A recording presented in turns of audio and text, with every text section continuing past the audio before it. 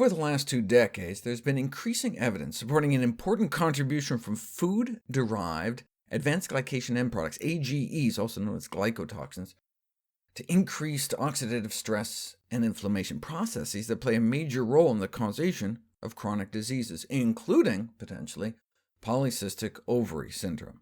Women with PCOS tend to have nearly twice the circulating AGE levels in their bloodstream.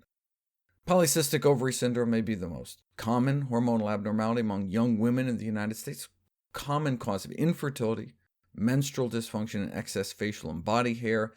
Now, the prevalence of obesity is also higher in women with PCOS, and so since the highest AGE levels are found in broiled, grilled, fried, and roasted foods of mostly animal origin, is it possible that this causal chain starts with the bad diet, like lots of fried chicken, which leads to obesity, which then in turn leads to PCOS? So what we eat maybe is only indirectly related to PCOS through weight gain?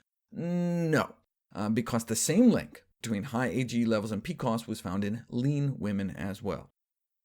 As chronic inflammation and increased oxidative stress have been incriminated in the disease process of PCOS, the role of AGEs as pro-inflammatory, pro-oxidant mediators may indeed be linked with the metabolic and reproductive abnormalities of the syndrome, and further, the buildup of AGE inside polycystic ovaries themselves suggests a potential role of AGEs contributing to the disease process itself, beyond just some of the consequences. RAGE is highly expressed in ovarian tissues. In other words, the receptor, that's the R in RAGE. The receptor in the body for these advanced glycation end products is concentrated for some reason in the ovaries, so ovaries may be particularly sensitive to their effects. So AGEs might indeed be contributing to the cause of polycystic ovary syndrome and infertility, so should we just cut down on meat, cheese, and eggs? Or we can always come up with AGE absorption blocking drugs. We know AGEs have been implicated in the development of many chronic diseases. Specifically, food-derived AGEs play an important role. Diet is a major source of these pro-inflammatory AGEs. Indeed, cutting down on these dietary glycotoxins reduces the inflammatory response, but stewed chicken just doesn't taste as good as fried chicken, so therefore you can have your KFC and eat it too. Just take this drug with it every time you eat to cut down on the absorption of these toxins. And it works. It actually lowers AGE blood levels. This oral absorbent drug, AST-120, is just a preparation of activated charcoal. That's what you give for drug overdoses and when people are poisoned. I'm sure if you took some Ipecac with your KFC, your levels would go down too. There's another way you can reduce your absorption by reducing your intake in the first place. Simple, safe, feasible. The first thing you do is stop smoking. The glycotoxins in cigarette smoke may contribute to the increase in heart disease and cancer among smokers. Then you can decrease your intake of high AGE foods, while increasing your intake of foods that may help pull AGEs out of your system, like brown rice and mushrooms, and we can eat foods high in antioxidants, like berries, herbs, and spices. Dietary AGE intake can be decreased even just by simply changing the method of cooking from the high-temperature dry cooking methods to low-heat, higher humidity. In other words, moving away from broiling, searing, frying, to more stewing, steaming, and boiling. But what we eat may be more important than how we cook it.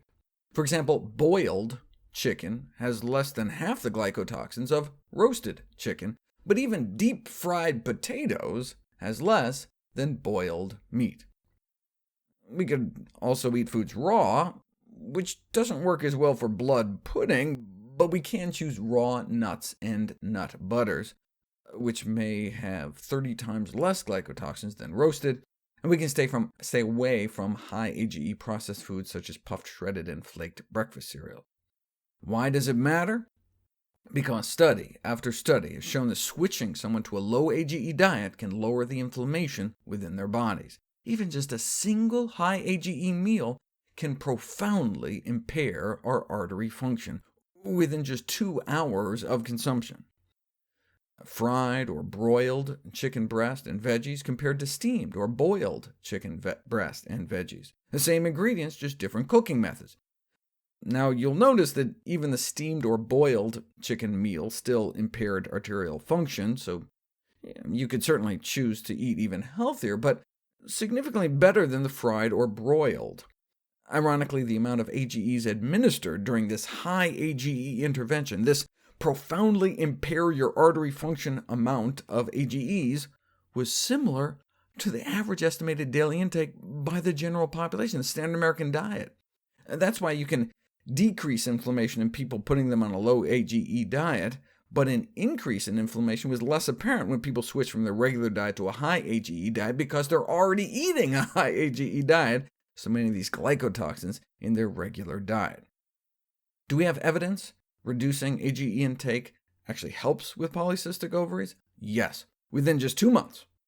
Baseline diet, switch to a high AGE diet to a low AGE diet, and you see parallel changes in insulin sensitivity, oxidative stress, hormonal status, with the take-home being that those with PCOS may want to try a low AGE diet, which in the study meant restricting meat to once a week, that's only boiled, poached, stewed, or steamed, and cutting out fast food type foods and soda. What about instead of steamed chicken, we ate no meat at all?